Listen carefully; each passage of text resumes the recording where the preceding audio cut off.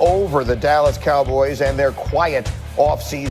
Dak entering right now the last year of his contract, due for a cap hit of $55.4 million. And so we were just sitting around this morning, just in our meeting, this group of people, and you were waxing rhapsodic about the pro day that Michael Penix Jr., the quarterback from from Washington, had yesterday, in which, despite the two ACLs, he had extraordinary numbers in the 40 and in the jump and everything else. And I said to you, if there was no injury history with him, where would he get drafted? Top 5, top 6. That's I think what most people believe. Oh, that's a Cowboy right there. He's injured. He's discounted. If you're the Dallas Cowboys and you really want to make things interesting, picking in the late 20s in the first round of this year's draft, what might you consider doing? Take Michael Penix, and here's why, Greeny. Last year, Deonte Banks with the 24th pick averages roughly $3.3 million. So if the four of us were running an NFL team, we would all say that Dak Prescott is a better quarterback than Michael Penix today. But if one's making $55 million a year and one's making $3.3, think about all the other players that just walked out the door. That sounds like a bargain. Tyron Smith, that could be a Dallas Cowboy. And if Michael Penix stays healthy, his ability is not really far away from Dak Prescott, and we could save roughly $52 million a year for the next 4 years. There you go. It's just sort of Great Aaron Rodgers play, right? You've got Dak there for the year. Let Dak play unbelievably well and we win the Super Bowl. Then we'll worry about it. That'll be a great problem to have. That's the solution. We have Michael Penix sitting there. But otherwise, he gets to sit for a year, as we think a lot of rookies would benefit from doing. No one is suggesting it's what's going to happen. But it is sort of an interesting little theory. Little take. Well, hello, good people. Mark Holmes here, and as always, I want to say thank you all for watching, commenting, subscribing, and being part of the Joe Boo Sports Report. Without you guys, as well as you ladies, you know that this literally does not work. You know what's kind of crazy about that is what happened to Trey Lance? Didn't we just give up a 4th-round pick for Trey Lance? Have we just forgotten about Trey Lance? Because I had people telling me, Trey Lance, it's time for the Trey Lance era. We done moved on from Trey Lance. I didn't get the memo here. We're already talking about drafting a quarterback in the 1st round when we need a running back, when we need an offensive lineman. There we go. So tonight, we're going to have a live stream roundtable because I'm just tired of taking all the bullets by myself. Because you would think that I work for the Cowboys and I'm taking the crap for Jerry Jones and crew. So shout out to Karen. What's up, Karen? Roland's Review. Crystal, Caramel, Corn's in the house and everything else. Rhonda, Lovely Sparks. Let's get to our panel here because I don't want to waste their time because they're here and I appreciate it. And there I see Space Cowboy. Now, see, here's the thing. Space Cowboy, and I'm trying to remember what year it was, but I think it was like 2018 maybe, that you came to, I want to say my first bigger tailgate.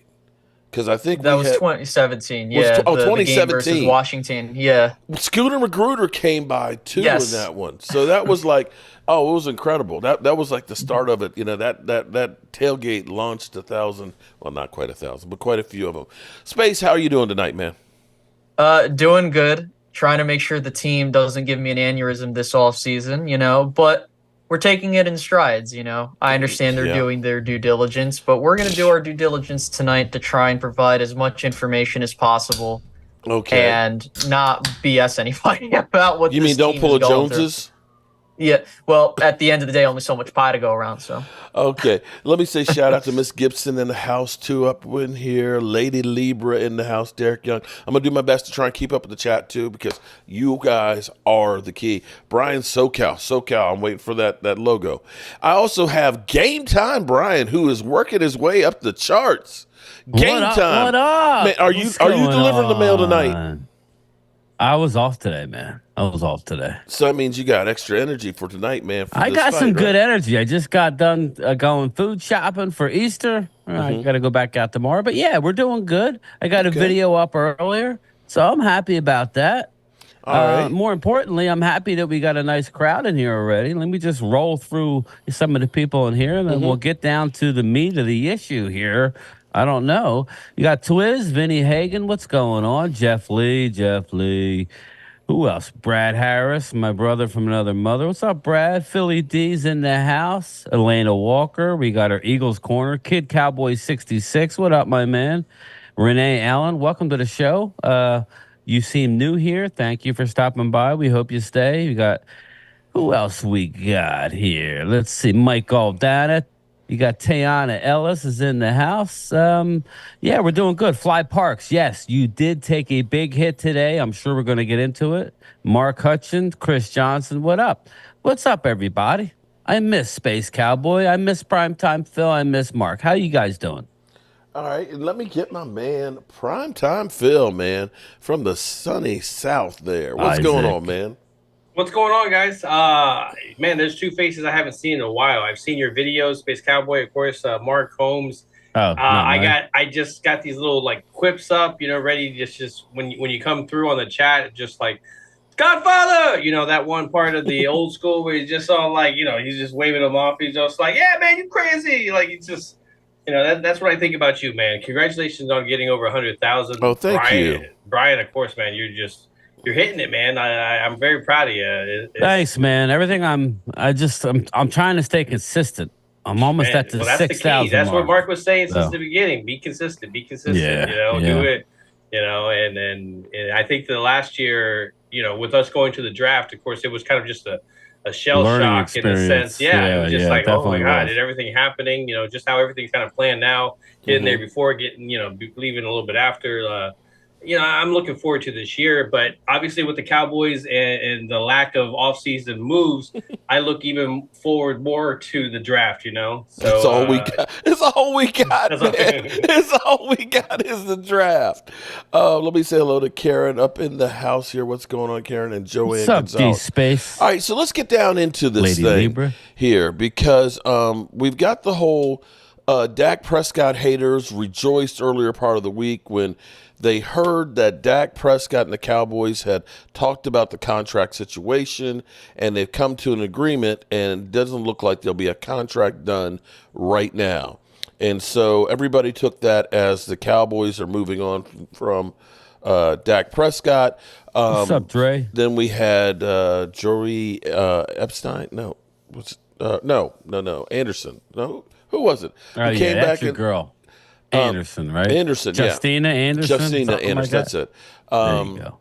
That she kind of came back and said, no, it's really about taking the hit this year since the extra money was there and getting him signed, at some point in the future. But who knows what's going to happen? So what are your thoughts on that? Because we've got everybody who's already out here now saying Cowboys should get Kyler Murray. We've got, of course, the talking show saying the Cowboys should draft Michael Penix Jr., which would be a late first-round pick right there. I don't know what happened to Trey Lance because I thought he was the heir apparent, and Cooper Rush. So let me get y'all's thoughts on that. Yeah, Brian, what's your thoughts on that?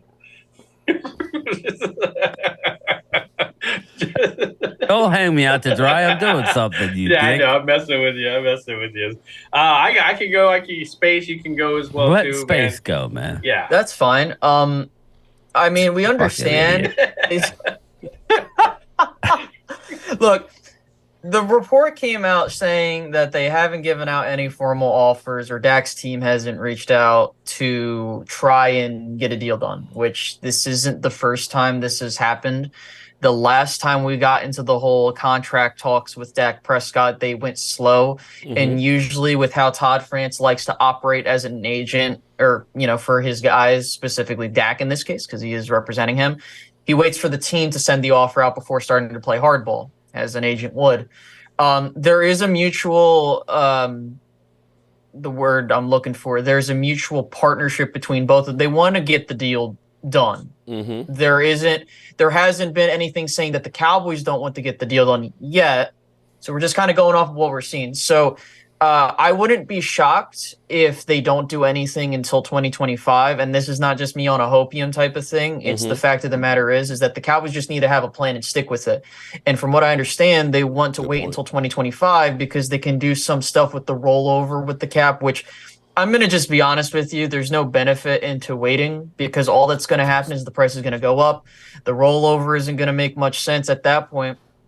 And I don't really have a problem with what they want to do. It's just they got to pick a lane and stick with it. If they think that Dak's their guy, regardless of how anyone else feels, they just need to go and pay him. That's it. If they feel like he's not the guy, then let him walk, and that's it. Yeah. I mean, well, actually, let me add at least a little bit to that. I think the idea is, if we do the contract now, we're talking about new money that's going to be $60 million a year. Let's say it's 4 years, so that's $240 million, and then we're dealing with the $95 million on top of that. It's going to really make this thing big. That maybe our best move is, let's take $55 million of it off the table now. And then if we do the deal next year, it may be $5 million or more, but we're taking the 55 off, and hopefully there's more new money too. So let's try and clear out some of it. That's kind of at least where I'm kind of thinking about it a little bit now, trying to be a little more rational, how it does make sense. Because you look at it and say, okay, at the moment we got $5.5 million. We do have quite a few players on here. We're going to get $9.5 million more come June 1st, which will be more than enough to sign our rookies and still have a little bit over. We don't buy into free agency ahead of time. If we need to, we can restructure them. But let's just take this hit now so we can move on. Well, that's the thing. And, Phil, me and in our live stream the other night, we said the same thing. This is where I stand. I totally believe, and Mark and Space just laid it out. I strongly believe that a deal will get done. From what I'm hearing, Mark's hearing the same thing, so you could deduct whatever you want to deduct. It's not like there's been an offer that's been rejected. There's been a lowball. None of that. There's a lot going on, and they want to absorb as much of that money as they can this year, which is why they did the clerical, whatever you want to call it, move, where it basically saved $5 million this year off the cap. Still accounts for what, 55 as opposed to 59 or 59.5, whatever. Right. Yeah. So they did say they want to take as much of that. Now, again, I know this is a very volatile issue. I get caught up in it and it gets annoying, but it's what we do, right? I'm not saying keep them or not keep them. I'm telling you, there has been no offer. Dak's not upset. It's a mutually agreed upon thing. November, just remember that number or that month, November. If there's a deal done, it will be after the start of the season for a lot of different reasons. So I'm just telling you, that's what I'm hearing. If they move on and they don't have plans to keep him beyond this year, guys, then why the hell are we playing him this year? Rip the Band-Aid off and play Trey Lance, whether we think he's ready or not. If they decided that he's not the guy, which I don't believe that's the case, but I'm throwing it out there. Why are we riding out, so we can win another 10, 11 wins? No, play the young guy and see what he's got. Let me get this one question here that the Real One fan said. Baker and Cousins didn't get max contracts. Remember that. True, Baker Mayfield didn't, but Baker Mayfield, I'm sorry, his season this year, 64% completions, 4,000 yards, 28 TDs, 10 interceptions. I don't remember him being a finalist for MVP. And Kirk Cousins still got a $180 million deal. I don't think people for some reason think that Kirk Cousins, got a bare bones deal. He got $45 million a year, a $180 million deal. That's bigger than what Dak Prescott's contract was originally. So, and he ruptured his Achilles. Yeah. Okay. Yeah. So, yes, nobody's saying that those guys deserve the max contract, but you got a guy who was a finalist 2 of the last 3 years for MVP. Just saying. But anyway, what do I know? I'm a guy with a day job and a voodoo doll. Sorry to interrupt, real gentlemen. Quick, Tayana says, Space Cowboy is one of the more even-keeled, level-headed content creators. I can listen to him all day. So there you go. Tay likes some Space Cowboy media. What's up, Ron the Don? What's up, buddy? Okay, and so back to the whole Dak Prescott contract situation. I just want to make it be known. Well, it's not over yet, people. Everybody's writing them off. Yeah, I'm on that. Brian and I have talked about Dak, and sometimes longer than we would like to. I think the conversation just kind of keeps coming back around in circles.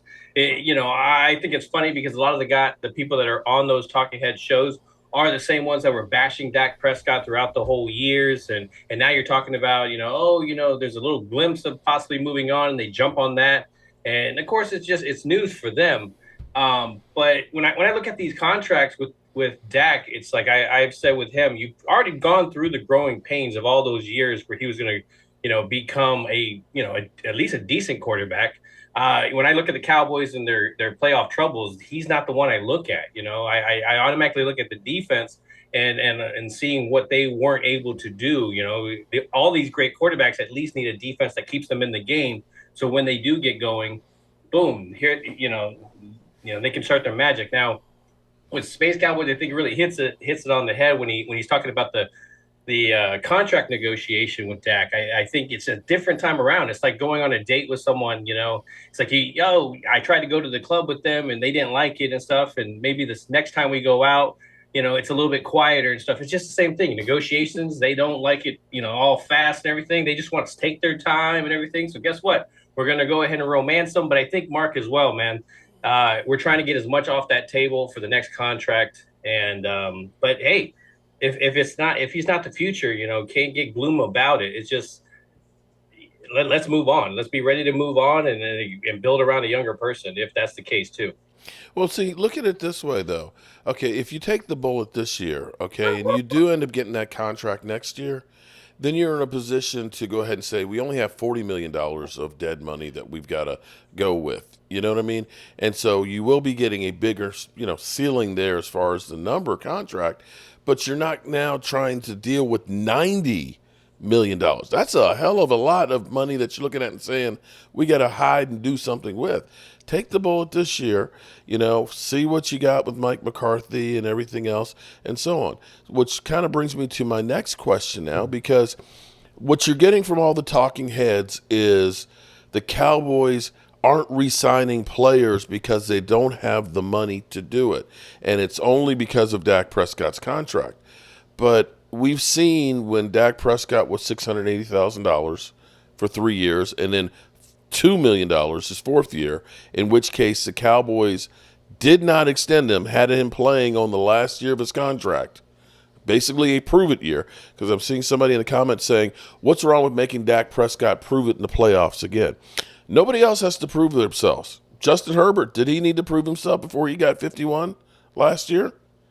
After losing, blowing a 27-0 lead in the first quarter? I didn't see them say he needs to prove it before he gets the bag. But be that as it may, he then had to prove it again on a franchise tag, because if he had gotten injured and been, oh, well, appreciate it, good luck. So now we're talking about this year. He's got to prove it again. This is the third time he's had to prove it. And I dare say gambling against Dak Prescott, which the Cowboys have been doing over and over again, he's all in. Jerry's all in and gambling everything, and he loses every time. So I wouldn't exactly bet against Dak. So we've lost a bunch of players. Is it doom and gloom, or are we going to do like we've done in the past and be able to replace them? And I'll bring this up as an example. Last year, the talking heads said the Cowboys made a mistake by letting Dalton Schultz go. You got a proven tight end there. Why are they letting him go? He has been the security blanket for Dak Prescott. And he ended up signing the $7 million deal last year, and I think what did he get? Did he get $36 million for 3 years now? Something like that. And Jake Ferguson had a better season, who's on a rookie deal. So are we looking at we really lost talent that's irreplaceable? Or do the Cowboys know the people that they have and believe they've got people that can step in as well as the draft? Go on.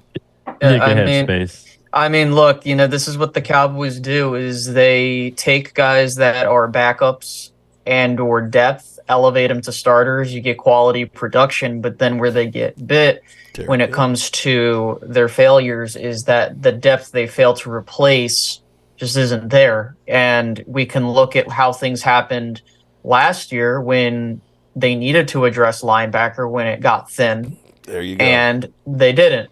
And on top of that, I don't ask for the Cowboys to do much. I'm not saying they got to go sign everybody. They don't. what they had to do is when we talk about like the tiers of free agents they need to sign, they don't need to go out get tier one. I think that the Cowboys, in terms of their talent, are top heavy. That's good. That's what you need. The problem is they don't have the guys in the middle of the roster to round it out. So when I say they need to go sign a tier 2 or a tier 3 guy, these are guys that are like fringe starters or starter quality guys that you're here for a year or two, and you go from there. We kind of saw how the Cowboys got bit last year, not because, they made these moves to go get Stephon Gilmore and Brandon Cooks, which, yes, those were good moves. I'm not going to just completely crap on the front office for every single move they make. That would be stupid of me. But when you go into a draft class and you're leaning way more on it every single time because you don't build the team through free agency, then what ends up happening is let's see, you have now your first 2 picks in that draft having shoulder surgery, not really being huge impacts, and then you're kind of relying on your top-heavy roster to do their thing. And I understand people will be like, but space, they're a talented team. They should be able to do these things. Again, I'm not absolving them of any poor performances. Yeah. But I'm just trying to tell it how it is, and that the Cowboys fail every year. In fact, we look at the numbers. They've only spent $11 million in terms of this and they're like, how many behind the next closest? $28 million. They're 20. So when they keep telling me, when Stephen Jones, Catboy, keeps telling me, well, we always are looking 2-3 years down the road to pay our guys. Well, the total spending is including paying your own dudes, and they're not even doing that. And again, I've said it many times on my channel. I've said it on Twitter or X, whatever we call it these days. I don't care what they do. If they want to rebuild this team, that's their decision. I'm cool with that. I have no problem with hitting the reset button, letting Dak walk, etc. But if they want to do that, they should be doing the proper steps like any proper front office would do, and telling Dak, hey, we have no interest in paying you.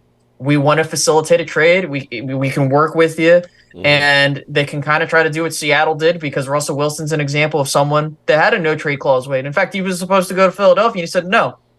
But this team always gets stuck in the middle, in the sense of they don't want to go one way or the other. They're content with where they're at. And if they don't like the results, whether that be from the coaching staff, the players, they need to make those changes.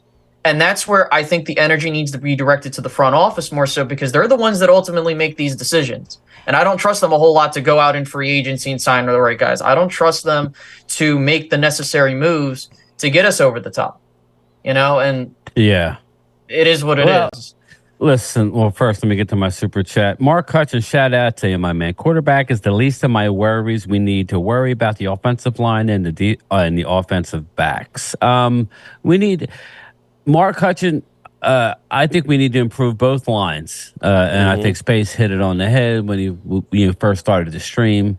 I think we need a couple offensive linemen. Give me a center. Give me, a left tackle. But like if we can get a stud center and get a couple D tackles, or at least one D tackle and linebacker, I think, obviously we need a running back. I get it. But I just want everybody to remember this date, April 29th, the Monday following the draft. We all have to remember that the Joneses, especially Stephen Jones, they love their comp picks. They love those comp picks. They don't want to lose comp picks. And we all know that if you sign a free agent with any kind of money, you're just going to take away a pick that you might be getting. April 29th, Monday at 4 o'clock following the draft, any player that you assign does not take away from the following year's comp picks. So just remember, there is an absorbent amount of talent still out there. It's not the top, the high end, top of the market talent, but they're going to wait until the draft. They're going to fill as many holes as they possibly can. I really think they need to trade down. I don't care at this point, I don't care who's on the board, minus a couple guys, and we can get into that or not, but they need to acquire picks that they need to draft. And then that Monday, there'll be plenty of guys, there'll be players released, and there's already still plenty of people out there we could get. So that's my opinion. Everybody's all worried that we didn't get anybody. Is it frustrating? Yeah, I wanted Hankins, and I don't like how they're treating Gilmore. I don't like how they're treating him. Whether we could agree, Okay. I just don't agree. Jerome Nichols says Stephen Jones wants to be like Billy Bean and play Moneyball, except he isn't that bright. And this is a small market team. Well, I agree with you on that, but the Cowboys. Tom picks haven't equated to shit, says Satan Props. Well, here's the thing. Now, somebody also commented and said it's crazy that we're trying to pay him before he does anything. Hate to tell you, but that's what the contracts are about. The contracts are not about what you've done in the past. The contracts are what we think that you can do in the future. That's why you pay them. And so, sorry, that's the way it works. It's because you've been seeing, players play great, and they don't go back and say, you know what, you played great last year. We're going to, double your contract because you outperformed. It doesn't work that way. And in football, you have a shelf life, and every play could be your last play.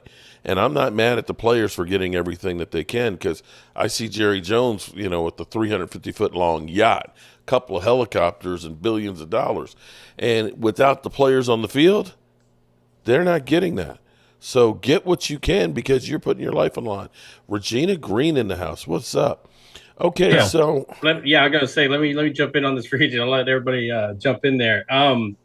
I got to kind of piggyback on what Space was saying. I mean, when you look at this roster, there's stars. I mean, there's stars. There's obviously people that we're having to pay. We're talking about paying people, whether it's Micah, whether it's our CeeDee Lamb wide receiver over there that, he's waiting for Justin Jefferson to get paid before they even start talking about it. So I have to kind of say that it's that middle of the pack. You're relying on almost every single position. You're relying on somebody that hasn't proved anything. And they have potential, yes, but when you go to the running back position, you got Deuce Vaughn, you got Malik Davis, good. You got Rico, that was an okay sign to kind of give some backup to whoever's going to be there. But when you look at the tight end, other than Jake Ferguson, who's your depth? You have potential in a great one that got injured last year, and Stevenson, and then you got, of course, Schoonmaker that needs to prove himself. The offensive line, TJ Bass, Brock Hoffman, those are ifs. You still got a draft there. The defensive line, we're hoping Sam Williams, now that he gets more playing time, so he'll be like a Dorrance Armstrong. We got Damone Clark that's doing okay.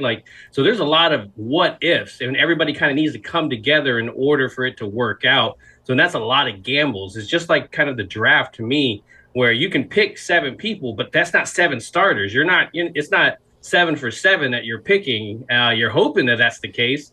But the fact that you're gambling on that many players to actually step up, that's a lot of players. And that's where I think they fall short as of right now in the roster. That's why I want to see what moves they make after the draft, the post June 1st, all these other moves that are going to be made.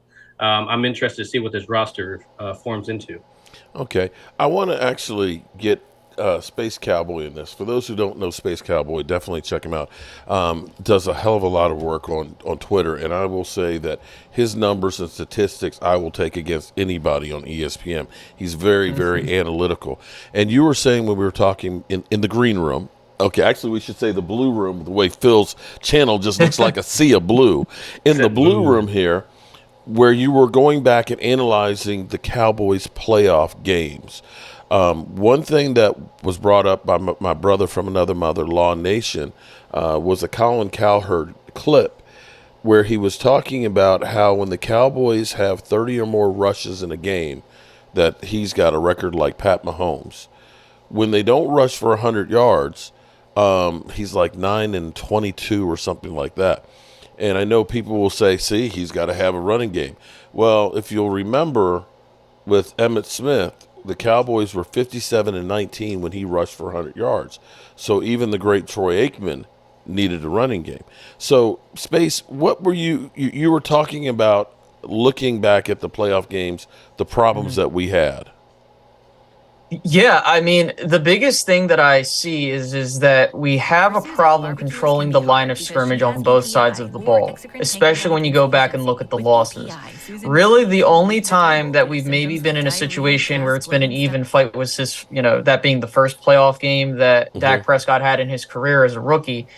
And, there are moments where I see in those playoff games, he gets this deer in the headlights look, and I don't like it because it just feels like he just zones out. Yeah. But the other part of it too is that I've said it multiple times that Dak is no Pat Mahomes. He's no alien. He is not going to single-handedly carry you to a championship. So the part of building a team is to recognize the person you have and feel, if you feel like this is not the guy you want to build around, then you go find another dude. But if you feel like he is the guy, then it's your responsibility to build around him. And we have seen in each of the last couple playoff losses, you've given up 143 rushing yards, 113 rushing yards, defensively, that is. 169 rushing yards, 273 rushing yards, which you probably know what game that fucking is. But then when you look at what we've done to try and control the line of scrimmage offensively when we're trying to run the ball or anything of that nature with what we've put into the running back position or even the offensive line, 47 rushing yards from your running backs. You got 45 rushing yards from your running backs, 48, 78. Like that's, we kind of looked at how some of these teams in the playoffs have succeeded, and it's about controlling the line of scrimmage. And I don't give a shit who the quarterback of the Dallas Cowboys is, frankly. What matters to me is why is it that we go into a playoff game and you can't even just do that? It's the same thing. And that's something that I've noticed is that it doesn't matter if Dak plays well, he plays like crap or average. It's been a same song and dance where we haven't done that on either side of the ball, even with a Micah Parsons, even with all the star-studded dudes that you can name. And I understand that years past, our defense has not been given the proper resources. But, I mean, I just kind of find it hard to pin the blame on a singular man when it's the whole team that's flawed. And I've been screaming that from the rooftops. Yeah. And again, if that means that you have to get rid of the quarterback to build around the next guy, even though the Cowboys tried doing that between Romo and Dak, they've shown no propensity to spend money, then I don't care. It's going to just be the same results. You look at what a team like, I hate to use this team's example, not even the Eagles, but the Chiefs, because I understand they're on a dynastic run. They made some trades with star players because they felt like contracts, whatever the hell. You took the picks, you added on to a defense that was able to control the line of scrimmage. And honestly, it was the Chiefs' defense that led them to their championship this year. You look at the 49ers. The 49ers have controlled the line of scrimmage. Yeah, like that's where I get frustrated with the Cowboys is that they are unwilling to put those resources in. And I shouldn't be in a position where I'm getting pissed off when you lose one dude on your defense in the run game. Now it all falls apart. Or if one of your offensive linemen isn't playing well, then the whole operation falls apart. And I know it's a bit of a long-winded answer, and people might think I'm absolving Dak of blame. I mean, dude, you can't throw a pick six in a playoff game, or you can't make these bad turnovers. Of course not. Everything's magnified in the playoffs. But of course, everything's magnified. But I think that to me, there's a reason the Cowboys have not won a championship in the last 30 years.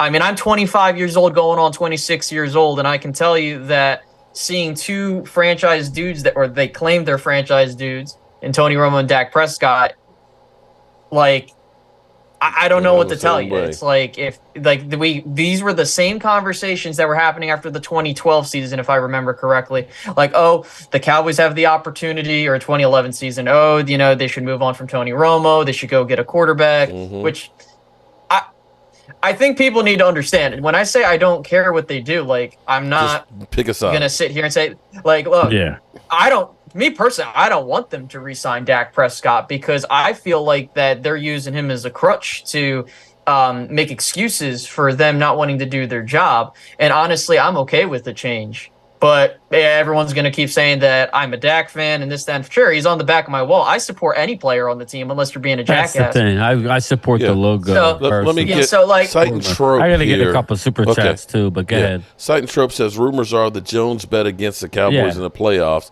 and the feds will start an investigation this summer. That's how they make their money. That makes sense now. He sent me a super chat too, so you just knocked it out. Oh, okay. Let me get to Mark Hutchin. We only have mediocre offensive linemen. At quarterback is only as good as the line. Mark Hutchin, I agree with you, my man. And I just real quick, I agree with Space. I'm not locked into Dak, but again, until you have a better answer, I don't know what. This is what I want everybody to understand. Everybody's saying, "Oh my God, you can't do 16 million." You can.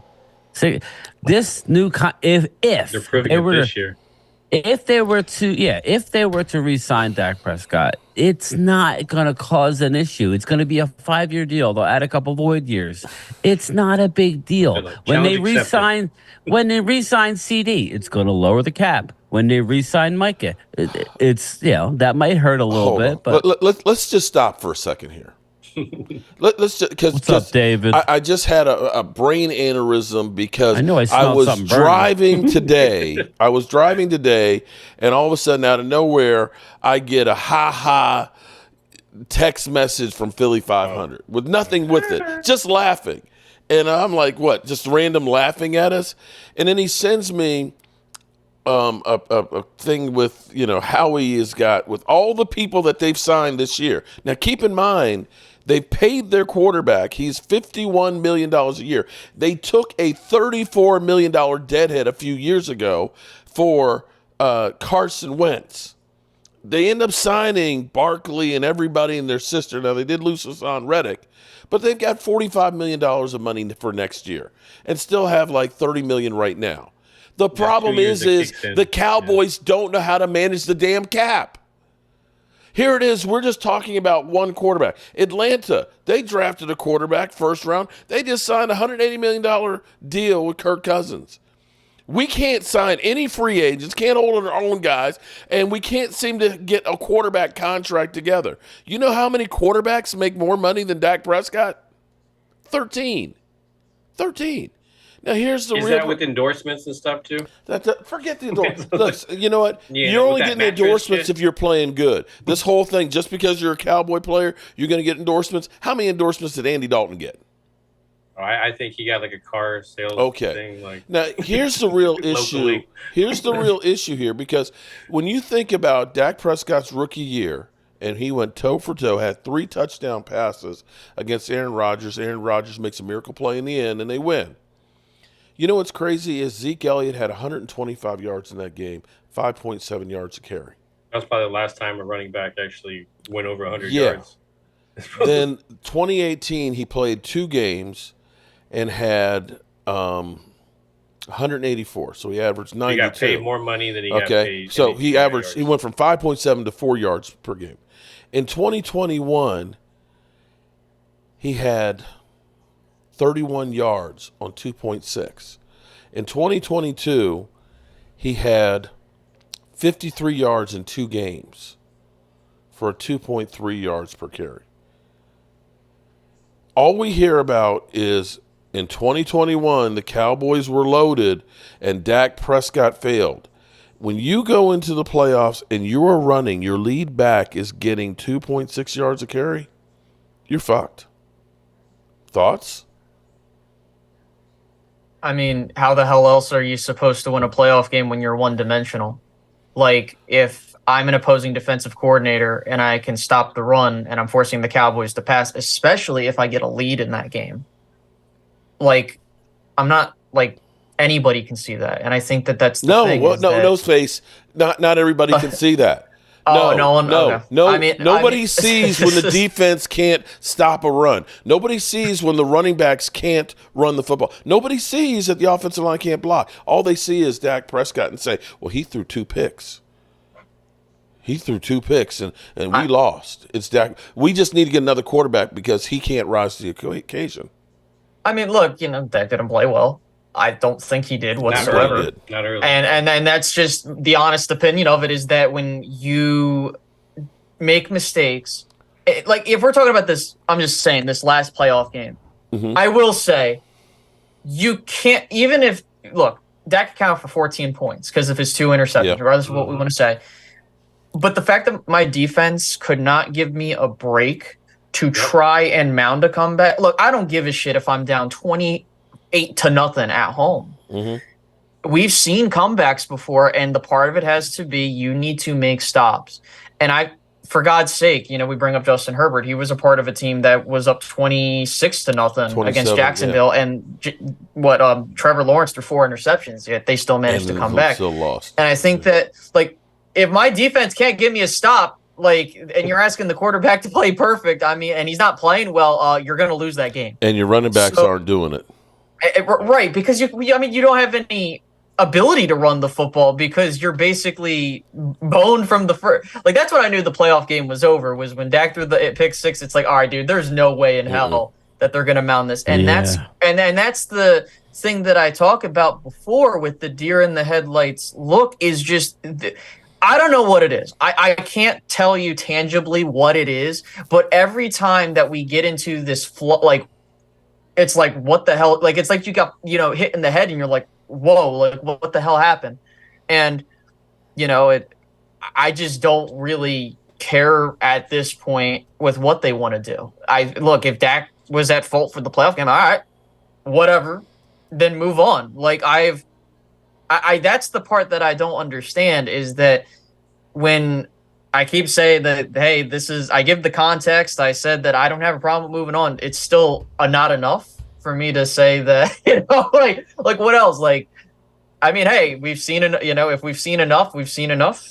I'm okay with moving on. Mm-hmm. And if the Cowboys feel like that's the right move, look, if you want to draft a quarterback in round 1, I have no quarrel with that. Absolutely not.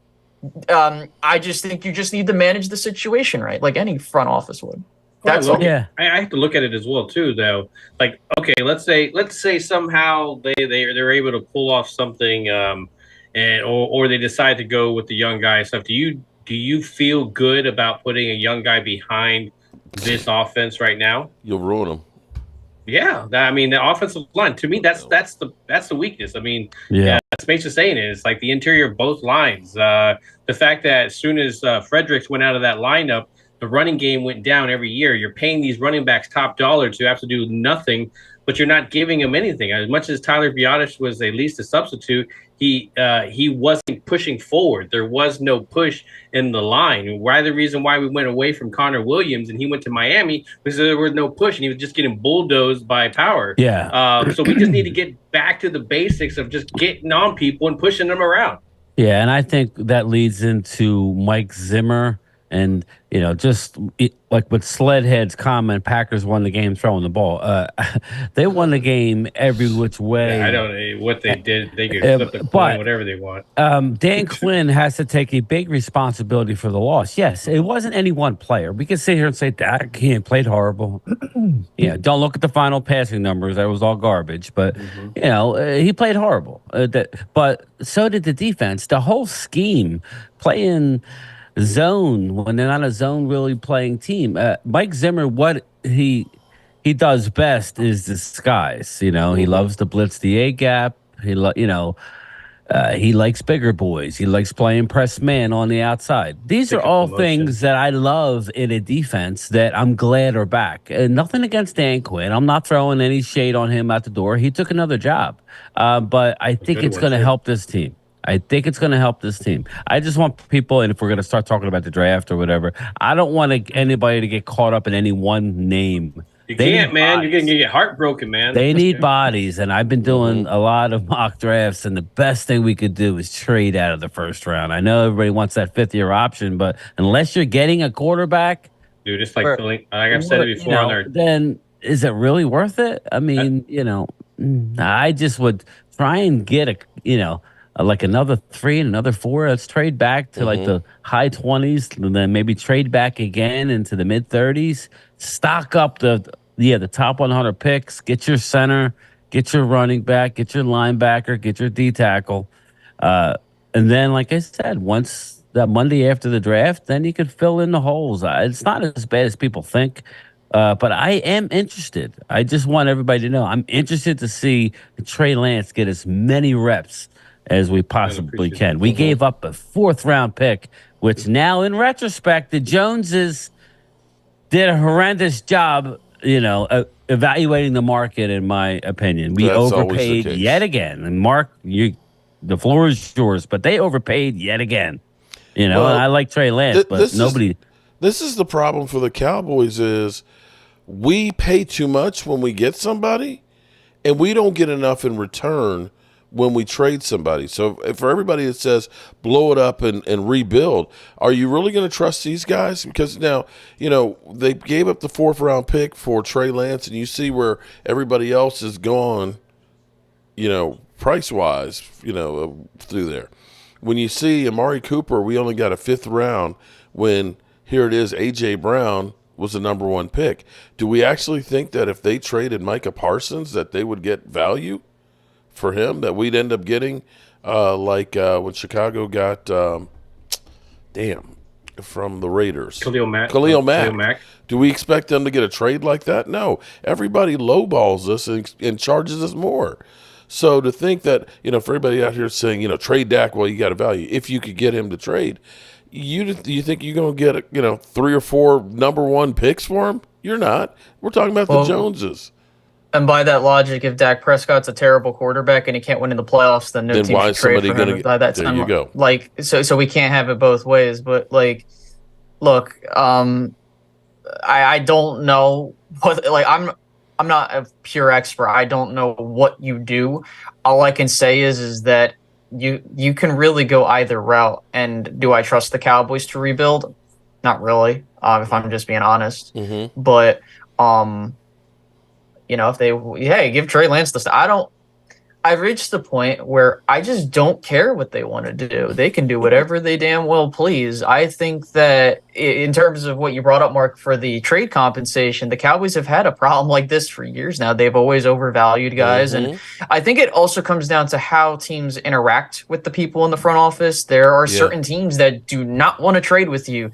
A good example of this is the New York Jets. Definitely. Joe Douglas and Stephen Jones perpetually hate each other. And this is not good business if you are someone that works in a front office that handles these things, because if you're trying to build your team up, you need to be able to go to any team, have a conversation about any player that you want to get rid of or bring in, and properly build the team. If you can't have those conversations, then that's a lifeline of trying to rebuild that you don't have. And by the way, that's not even just players, draft picks too.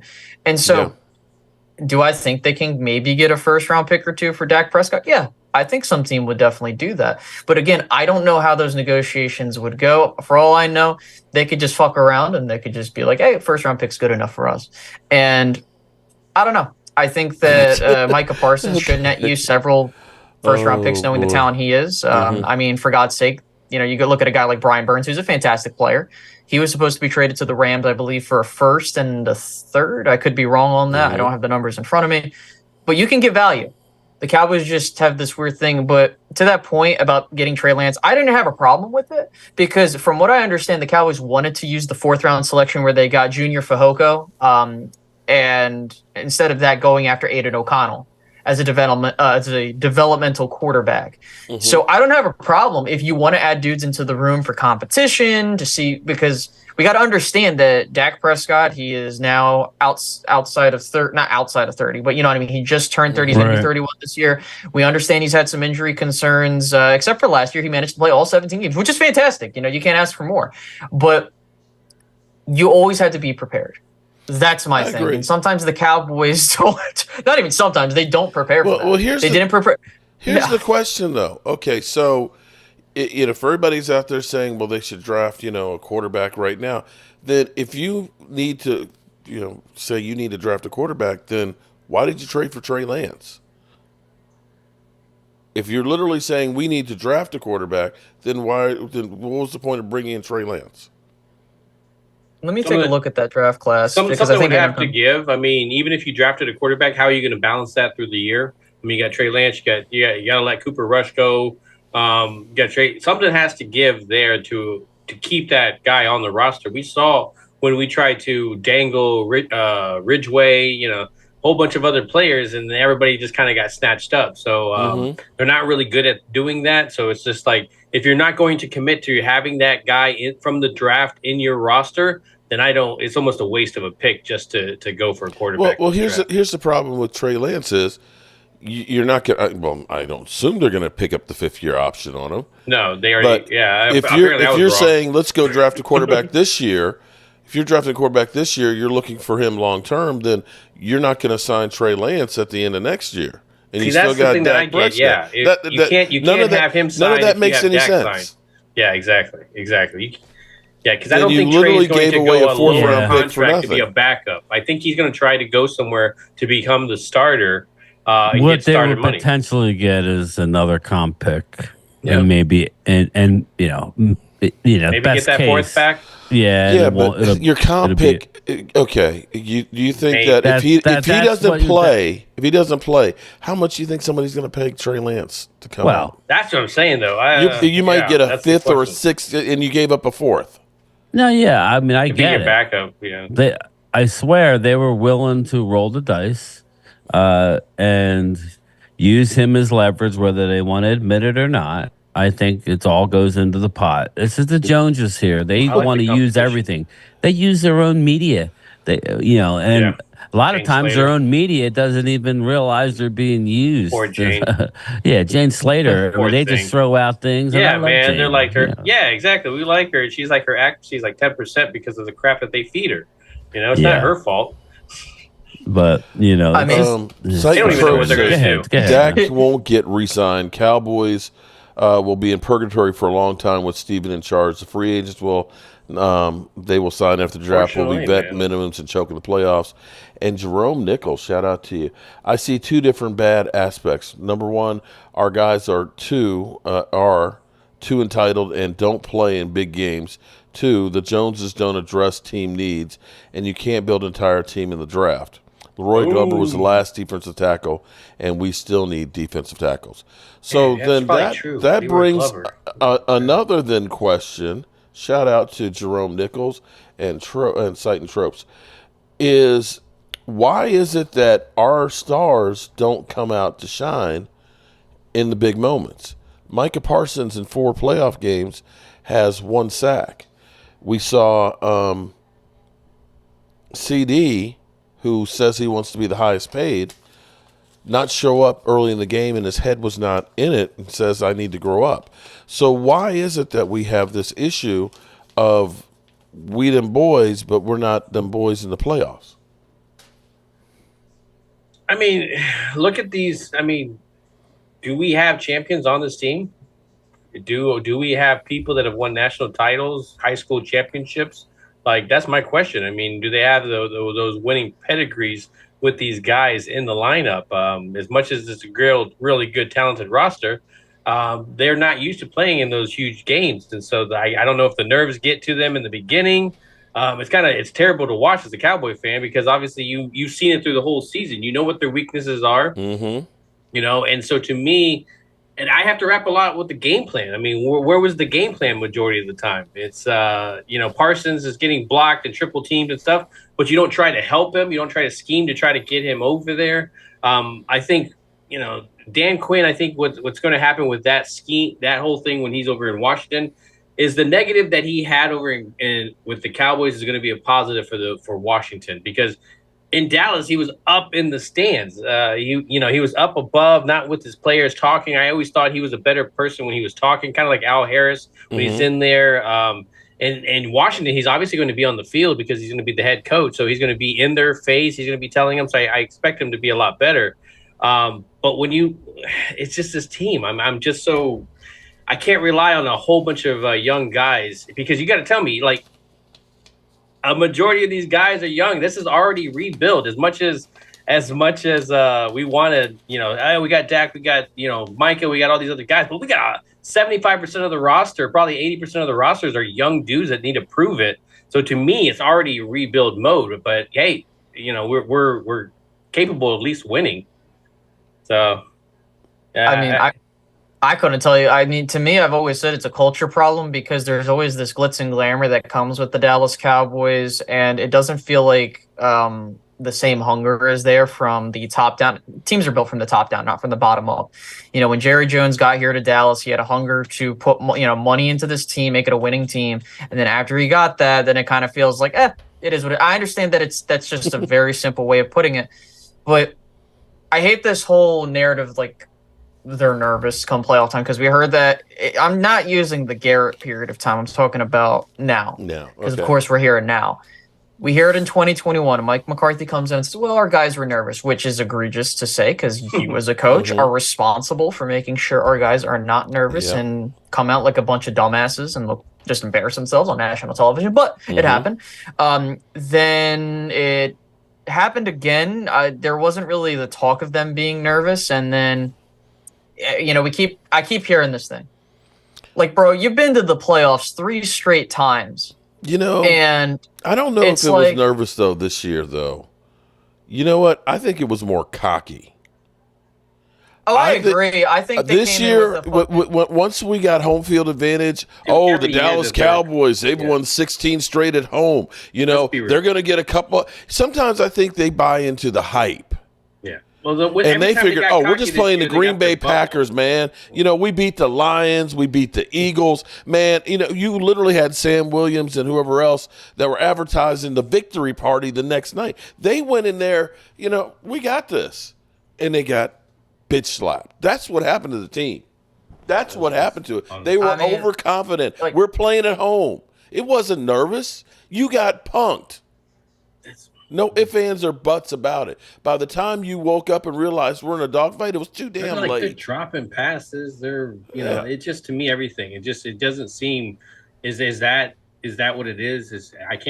When I look at the receivers dropping passes and those things, to me, it's a lot of nerves. Like they just the moment's getting to them. I think Romo had that problem a lot of the times. Until the later part of his career. But a lot of those times, those moments got too big for him, and he kind of just, got engulfed by the pressure. And I think, man, I hate to say it, but I mean, that defense, like, what was it? Like, to me, Dan Quinn, what was that? Like, Brian brought it up.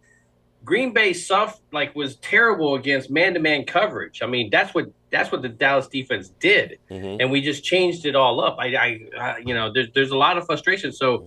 I'm interested to see what Zimmer does, but I don't like the fact that the first move Zimmer does is bring in Carl Davis. I didn't see anything from him to even want to bring him in as a camp body. Well, go ahead, Brian. One of my cameras. Can't hear you.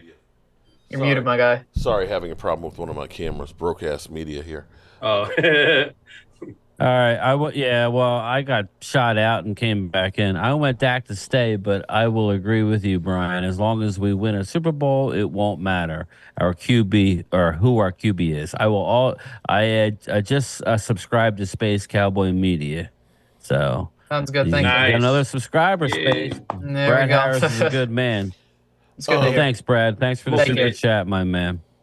I just wanted. I didn't know I got shot out, but I didn't have it muted. But I looked on the screen, and it was muted. So I don't know. My computer has been having some issues. Yeah, I know my internet is going crappy. Yeah, mine is good, but I got it's the Joneses because Sight and Tropes is over here talking about how the Joneses fix games, and so they're hacking the system. Yeah, well, hey, he's sending super chats, so hey, keep them coming. But I don't know where that comes from.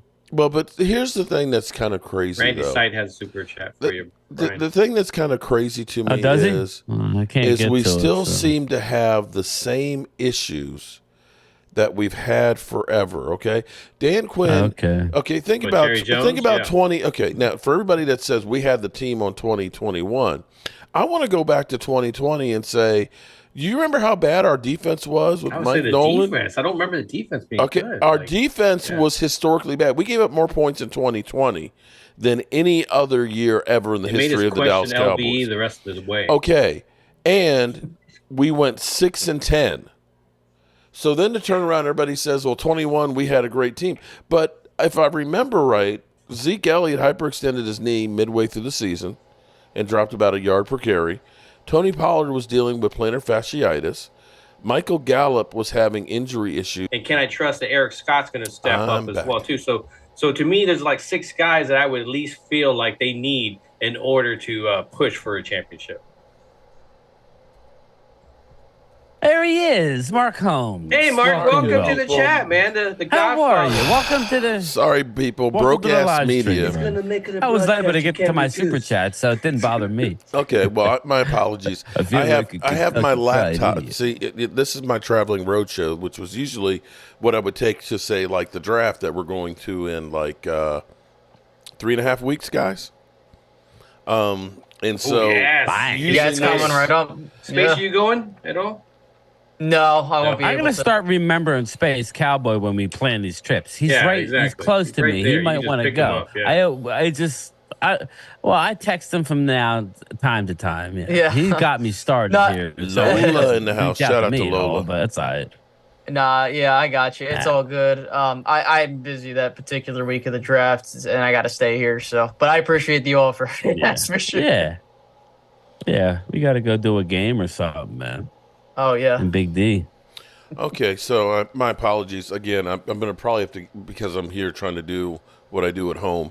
Sometimes with the laptop, it gets overheated because it's the multiple screens and everything else, the mixers and things. So You didn't get a me. fan for it yet? I did, and I thought it was cured because it hadn't done it all week. Of course, now when I got a great cast around me and stuff, it just acts up. It's it gives me a hard way to go. But you know how it is when it's broke. I like that double screen that you had on your laptop. That's what I need to get for mine. Well, see, here's the thing: is with this screen back here, I've actually got 4 screens because trying to see the chat, see the streaming software and things, and any thing else we want to pop in here. So forgive me. I'm going to probably end up getting a desktop here sometime in the near future. That's why I'm running all over the place and doing these extra jobs because if you want something, you got to go out and get it yourself. Ain't nobody going to give it to you.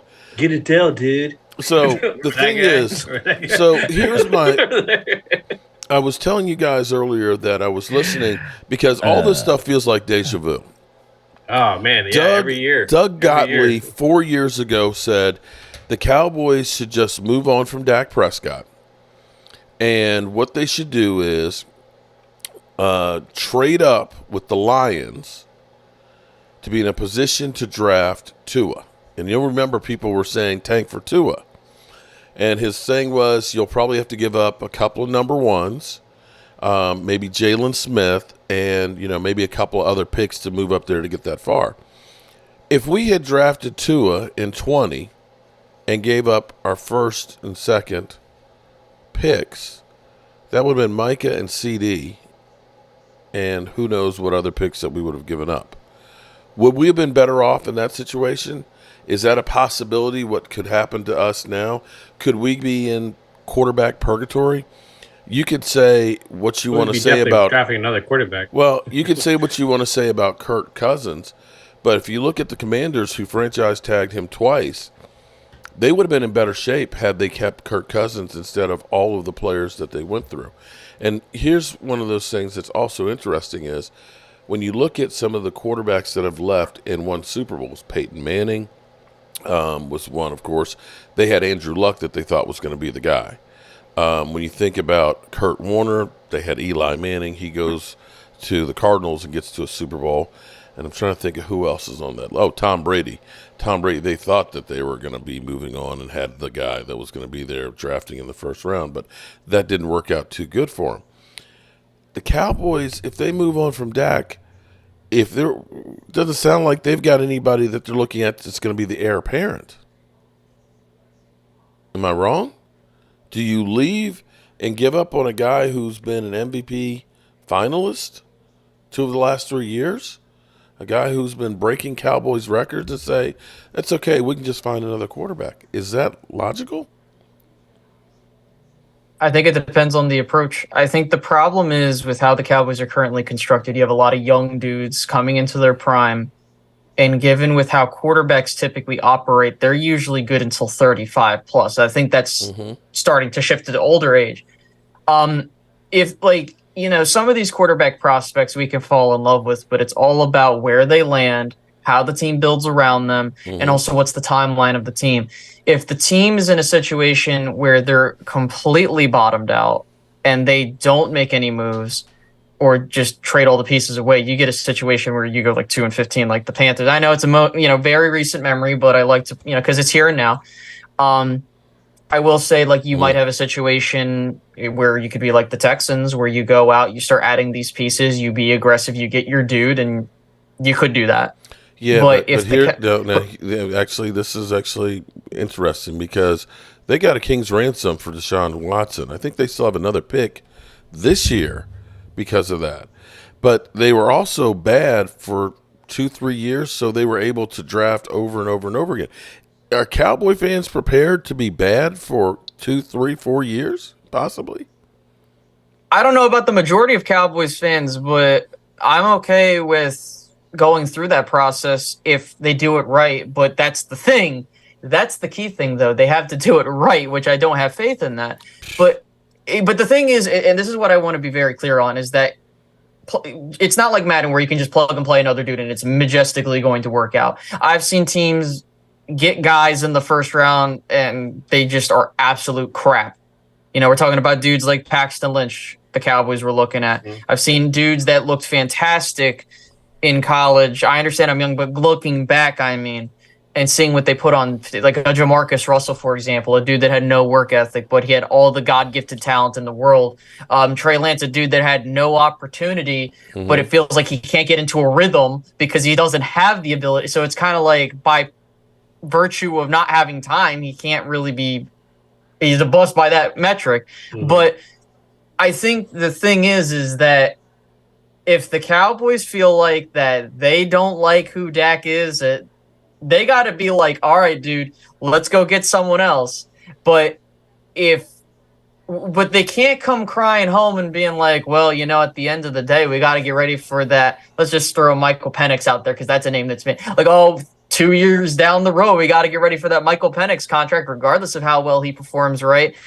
No, you can't do that because the point that I hear is Dak's making so much money, we can't build the team. All right, cool. So if that's the case, then if we go get someone else and they can't build around the team, or they don't build build around the team, what are we going to do? Blame him, the new guy? I said this, and I know, Mark, you covered it in one of your videos. I said it when Dak was a rookie quarterback, regardless of, and even then he wasn't as good as he is now, being honest with you. And they've done nothing. Like the Cowboys have this weird mindset where we need to take stuff away from our guys to make them prove themselves. But every other team has it to where if I know my guy needs these things to be successful, I'm going to go get him that. The Eagles are a prime example of that. Like, look, we can say if Jalen Hurts is bad, I don't give a shit. The fact is they understood who Jalen Hurts was, a young quarterback that's trying to find himself in this league. And, he had early success early on with that team, and they got to the Super Bowl. But he wasn't asked to do a whole lot until the Super Bowl where he was playing his ass off. And that's the thing is, like, when you have a roster that is constructed around the that's what you do when you have a dude on a rookie scale contract. Now he's got the big bucks, different story. But that's my whole philosophy, is that I don't have a problem if they want to go get someone else. Well, but Citing Tropes says that I'm the definition of insanity because I'm saying to do the same thing over and over again. It's not what I'm saying to do. I look at it and say, like Space Cowboy just said, the Eagles realize we don't know if Jalen Hurts is the guy. Let's put people around him to make him successful.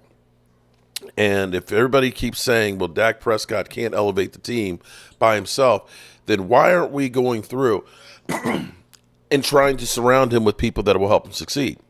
Why aren't we going through if we know that you need a running game? And especially if you're going to go ahead and get a young quarterback, a running game is a quarterback's best friend.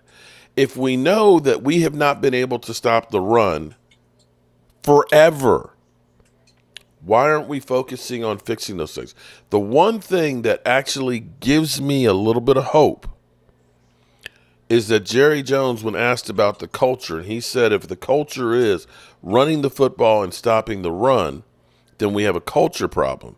And as I look at all the free agents that have left, they're the guys that have been basically on the defensive line and the running back and, of course, your center.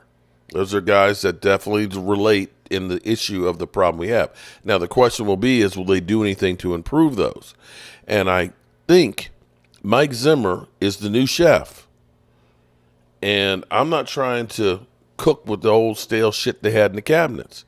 We couldn't stop the run with those guys we just let go that everybody's swearing we need.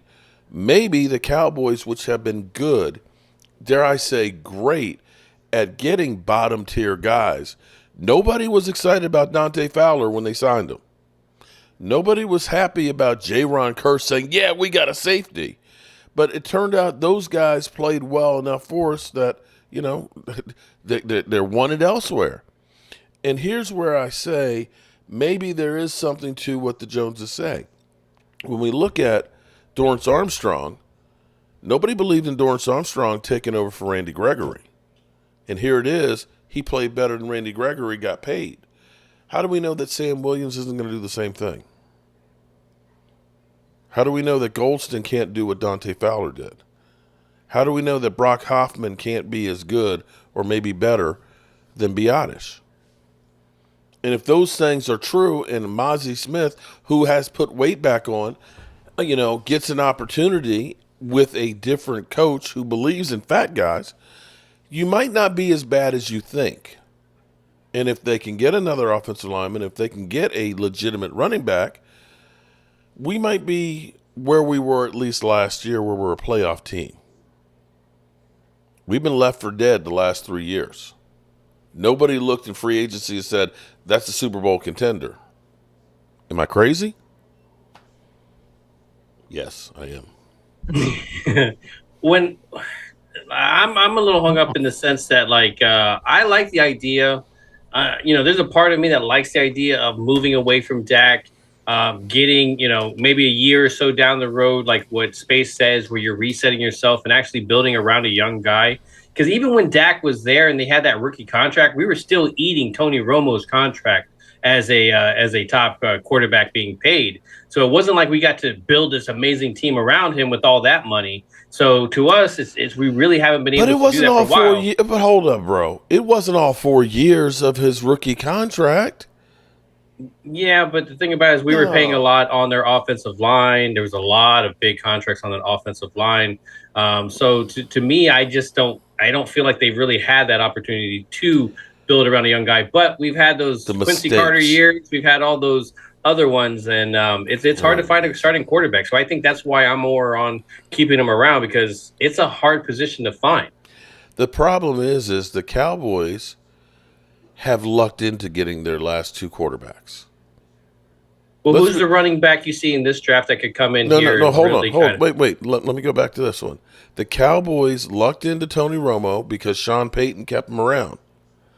They lucked into Dak Prescott because literally he was the left guy standing. They wanted Paxton Lynch. They wanted Johnny Manziel. They wanted Connor Cook. It was kind of like, oh, okay, I guess we'll take that guy. And it turns out he played the way he played. And, you think about after Troy, all of the guys that they just kept, it was just like, just throw some shit on the wall. Okay, Ryan Leaf, come on down. Anthony Wright, come on down. It was just quarterback flavors of they just kept trying. And I don't think that they can really find a quarterback. I honestly don't. Somebody, wake me up and let me know that they are smart enough to go through, because I see the highway littered with a whole lot of first-round quarterbacks recently that suck ass. Yeah. I mean, look, they'll find a quarterback. Just the ones that they look for are absolutely dreadful. And you can look back at, people don't understand. They looked at a guy like a Johnny Manziel and were this close to drafting them. People don't realize instead of Zach Martin. Right. People don't realize they wanted to draft a Paxton Lynch in the first round. They even possibly contemplated looking at guys like Zach Wilson and Mac Jones. And look, you evaluate every player that's coming into the draft. I get that. But when there's a position for the Cowboys where they can be like, hey, maybe we got this dude. Like, dude, when you fumble into two dudes that play good enough football where if you build around them properly, you can win a championship, then, I can still screw it up. Yeah, right. Like, bro, what do you want me to do? But here's the thing, is even if they get another dude, screw it up. Yeah. Right. Like, even if they get another dude. Like we heard, No, I'm sorry, Brian. Go ahead. You go ahead. No. That's cool. I'm just saying, they want to talk about how we can't pay anybody. We don't have the money. Like, they're trying to gaslight us saying, they can't, which I just feel like they don't want to do it.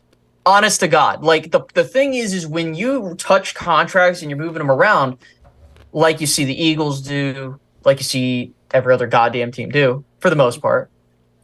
When you restructure these contracts and you're opening up this money, you have to do it every single year. Like, that's how you continue to open up the cap space. The problem is the Cowboys just don't want to touch him.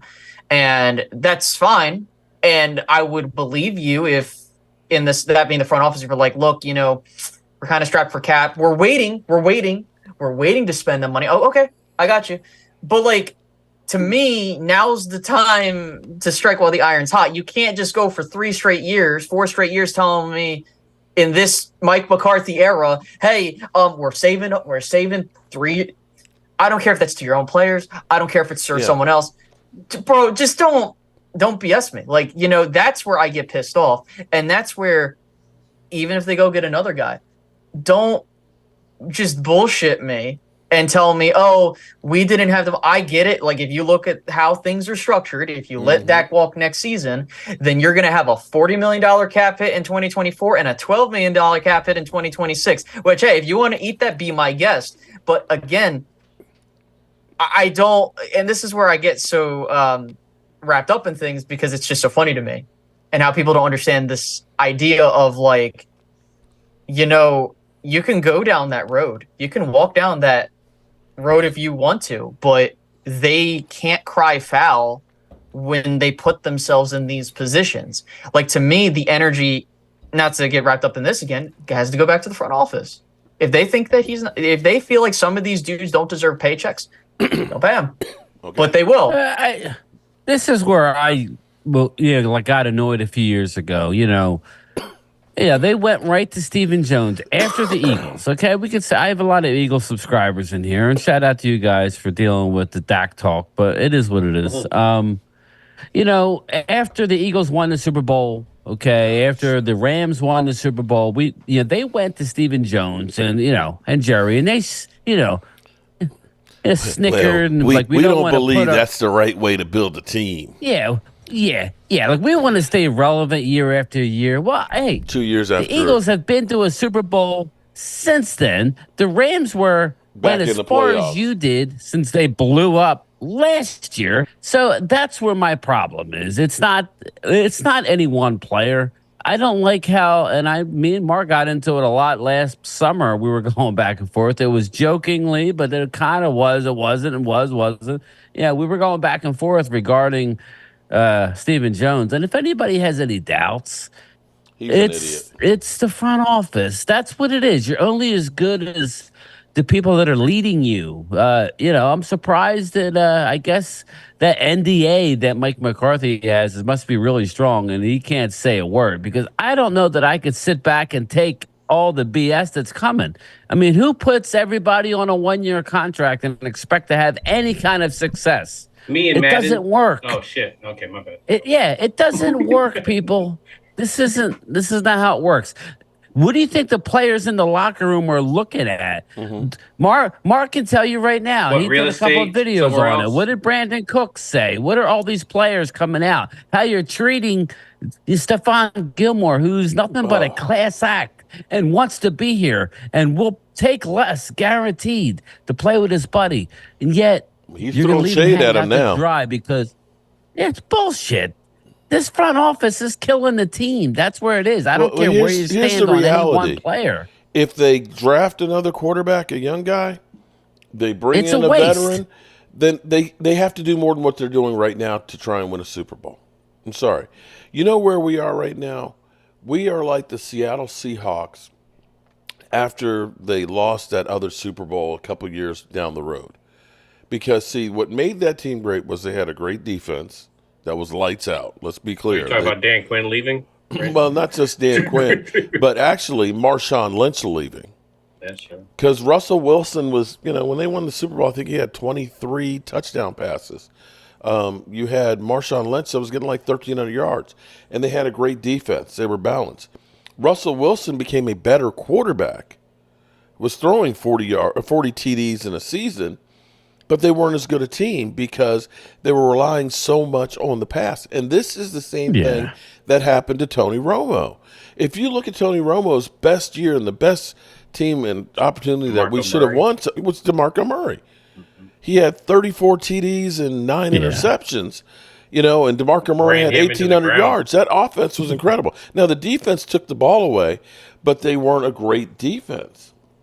And so that's where you look at it and say, wow, what does the running game does for the quarterback? This brings up a good point.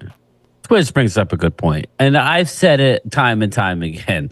We beat up on a lot of average teams last year. We did. And anytime we played a team, our record against playoff teams was a losing record.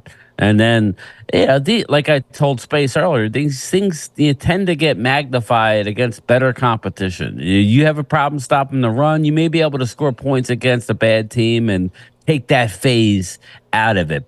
Make a team more one-dimensional. But against a good team who could do both fairly well, this team has not gotten it done under Dan Quinn.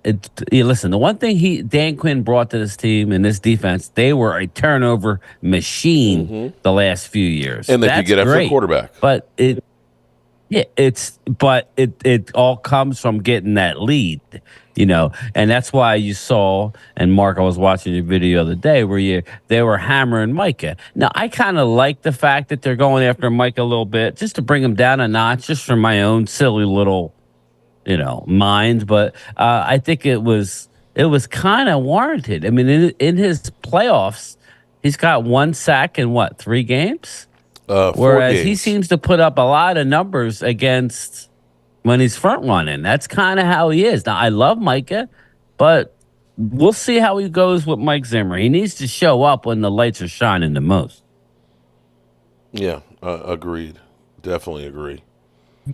And that's the thing that I've talked about with controlling the line of scrimmage is that goes for Micah Parsons too. I understand he's an edge rusher, and to the point of him not being able to show up in the bright lights, when you see how these teams attack him, I mean, they found a way to neutralize him, which is, okay, if you run at him, there's not going to be anyone else that's going to make a play. On top of that, when you see Micah Parsons being literally held, being in a chokehold, and he doesn't get a holding call, that's huge too. Yeah, and that's a game plan.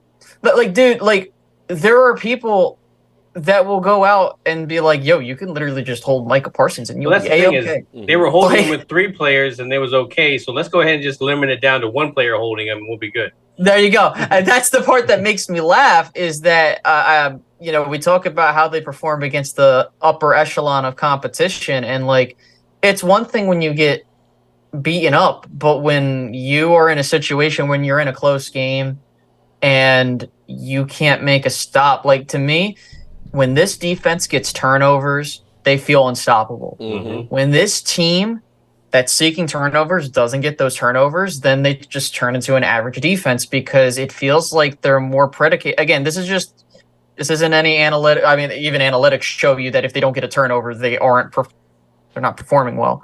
I mean, even they were one of the, in defensive EPA, they were one of the worst defenses at the end of the season. And so getting back to my thing is that if they are not performing well when they don't get a turnover, they're an opportunistic defense. And that's why I get so irritated on the defensive side of the ball. It's great. I'm not trying to sit here and say turnovers don't matter, but a lot of the times it's better to get that 3rd down stop than to just get the turnover. I mean, for God's sake, you know how many games one game, the Seattle game on Thursday Night Football, you were able to get a stop when you just had all of this, towards the end to get the game to win. And then on the opposite side of that, you had that happen in Miami too, where you couldn't get a stop. You had a boneheaded penalty by Damone Clark. And it goes both ways in the sense of you can see what happens when you get a stop and when you don't. Yeah. And that's where I get frustrated with the defense. Well, here's where I get frustrated because we can go through the numbers.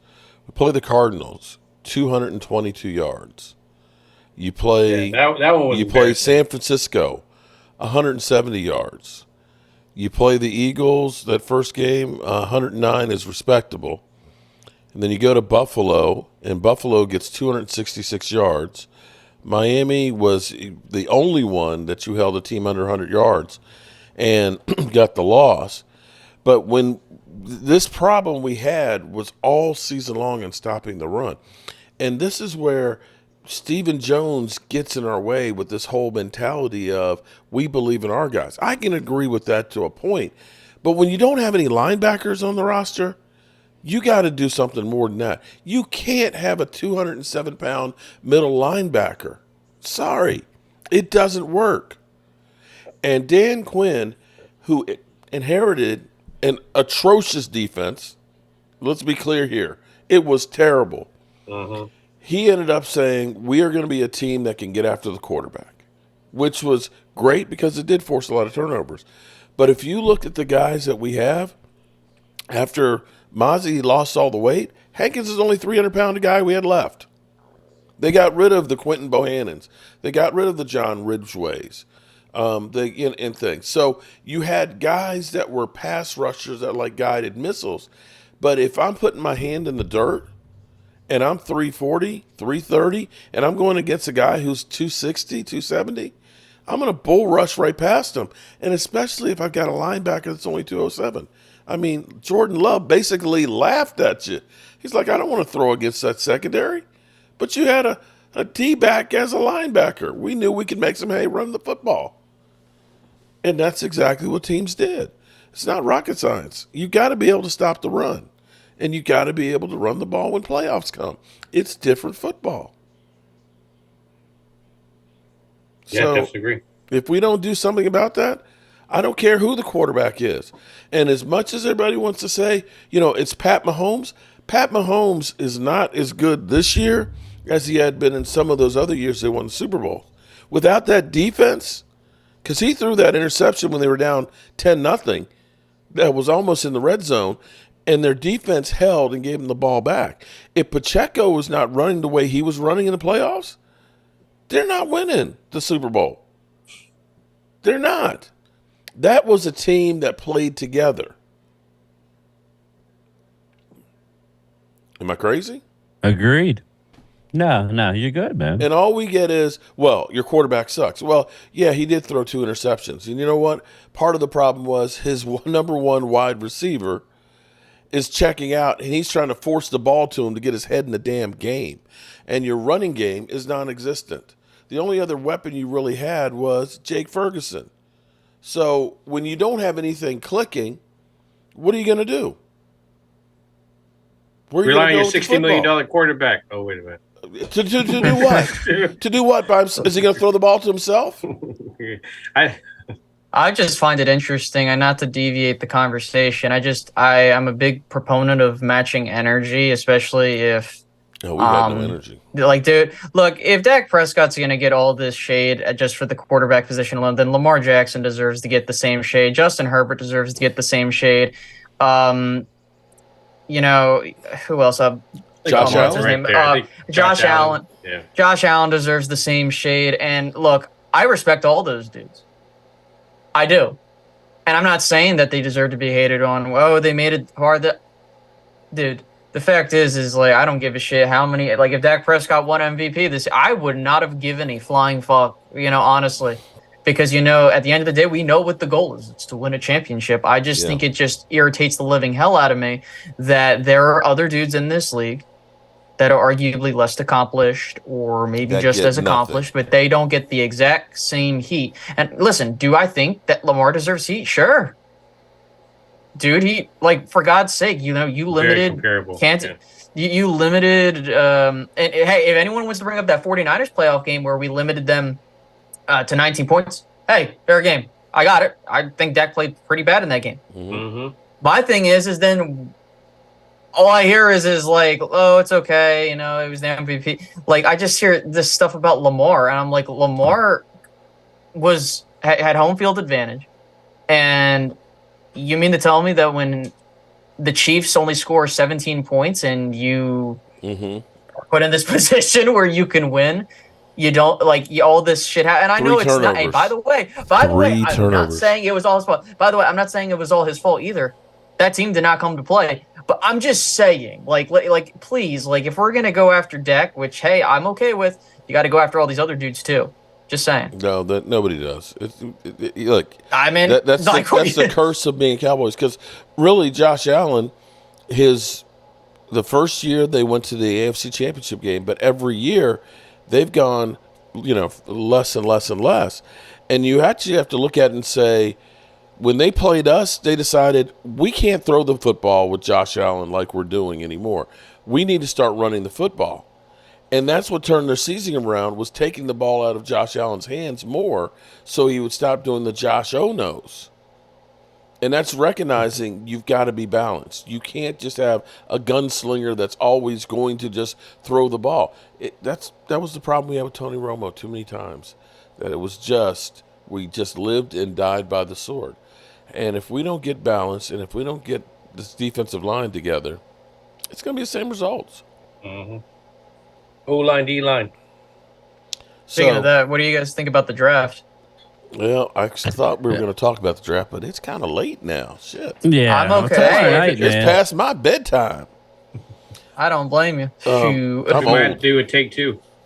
Tomorrow night, me and Primetime go live. So if I know we'll be talking draft. So okay, sounds good. But final thoughts from you guys, and listen, everybody check out my man Space Cowboy and sub up. Everybody check out, of course, Primetime Phil and sub up. And definitely, I think everybody's already subbed up to you, Game Time. Everybody's already brought everybody here. Yeah, you brought everybody here, man. The party didn't start till you walked in. But definitely, and not just these guys. Understand, I like turtles. Understand, doing YouTube is not an easy thing. Because, and I'm going to say the key word for doing YouTube is love. You have to love being abused, and you have to love putting in a whole lot of work with very little result. And occasionally being wrong, yeah. I've gotten some horrendous replies, comments. That's when you know you're making it, bro. My God, people, are you that miserable? Why do you? Hey, we're Cowboys fans. God, man, this was. You suck, you and your crooked eyes. And I'm like, dude, I make a lot of weird faces in my morning videos. What do you expect? I'm like, God, calm down, everybody. Calm down. You know what? I've got the answer for you on that. Listen to this. Jesus Christ. I'm sorry. I'm not I don't know what you're looking for, but. Now, can you or can you not? Or you just want to sit on the sideline and talk about other people? Or can you step up? Those who can do. Those who can't talk about those who can do. Crazy. I'm like, man. It's the truth, okay? The same mother humpers that are cuss you out could not get in front of a camera and put two words together. So, let the haters hate. Let them hate. Don't bother me. I guess. Bring it on. Bring it on. I know. All right. Give me your guys' final thoughts here on this season and everything else of disappointment. Oh, did I leave the question? You guys go first. I'll finish her out. Go ahead, Space. Blow up the team. Let's just start. No, I'm just kidding. I like it. Listen. Drop the mic. Just end it there. No, look. Bring on the strippers. Oh, sorry. We're going to sisters. Okay. Sorry. Oh my God. What the hell I'm saying? No, look. We could all agree on how we want to approach this team. We're all frustrated Cowboys fans that want to see this team win. I get it. We try and grasp at straws to see what we can do to win. But hey, look. You're allowed to have any opinion you want. I just don't believe if you're going to get nasty about it, you should. Look, subscribe up to all these guys and everyone else in this community. They do a fantastic job. Again, we might not all agree, but again, that's part of the dialogue. If we all agreed on the same thing, like, do you understand how boring that would be? Nah. But, no, man, it was great kicking with you guys once again. And when I say what I said, look, do I think this team's going to be terrible this year? Absolutely not. I think they will do just enough to get into the playoffs and maybe just piss us off again. But hey, you know what? That's a part of being a Cowboys fan, perpetual disappointment, and just that's why we're all miserable, I guess. I don't know. But hey, again, it was good kicking with you guys. Yeah. When I look at this team, man, there's a lot of young guys. I look at this year, Brian and I talked about how much money opens up next year. Of course, if you get some contracts done, and he opens up even more. So to me, this year is a great evaluation year, and a lot of eyes. Oh, is it an evaluation of McCarthy and Dak and stuff? Those are the obvious ones. But let's talk about a lot of those younger guys like Mozzie Smith. Is he going to step up and actually do something this year? Is there going to be a running back like Deuce Vaughn that we just wasted a draft pick on? More of a just a story type of situation. So to me, Jalen Brooks, there's Tolbert. What's going on in those wide receivers? Is Schoonmaker going to do anything? So there's a lot of questions with these young guys. A great job, just evaluation. I think we're going to see Trey Lance in the preseason. I'm interested to see that. What's going to happen with Cooper Rush? He's going to be let go. Is Trey Lance going to be that backup going into this year? There's just we spent so much money on the quarterback room with these guys. I'm interested to see what happens there. We're done with the running backs being paid a lot, so I'm interested to see what happens there. So a lot of question marks going in. Just to me, an evaluation year. We'll be a contender, but I don't think we're champions as of right now. Yeah, I've seen stranger things happen, Mark. I could easily see. Listen, like I said before, I don't really care. I said this last year. I don't care about winning the division. Now, the odds have it that we're not going to win a division. The same team doesn't win the division in back-to-back years, other than 2003, 2004 Eagles. That was the last time. 3, and 4. Yeah, it was the Eagles, but everybody else in the division was terrible. Nobody was even over 500. It's years like this. We think, oh my God, and then we may be surprised. Like I said, we have the draft coming. We still have free agency. There's still a lot to be played. The key is, be playing well when you go into the playoffs. Anything can happen. So playoffs, yeah. So there you go. Listen, we're going to be talking tomorrow night. Make sure everybody comes by Primetime Phil and checks out. I did reach out to Space Cowboy before the draft. We're going to. Like last year, we're going to do we're on the clock, me, Space, and Mark can help, but maybe Mark can moderate. But me, Space, and Prime did the we picked the first round. We randomly picked out teams, numbers, whatever, and it'll be fun. This is arguably my favorite time of the year, not in the middle of the season. So I'm ready to go for some. For some drafts, man. That's all I know. That's all we got, man. That's all we got. We ain't got no free agency. All we got is a draft. We got one slowly free agent. We didn't even talk about the great Hassan Reddick. They're going to take a picture. He just won slowly. It's all about the Cowboys.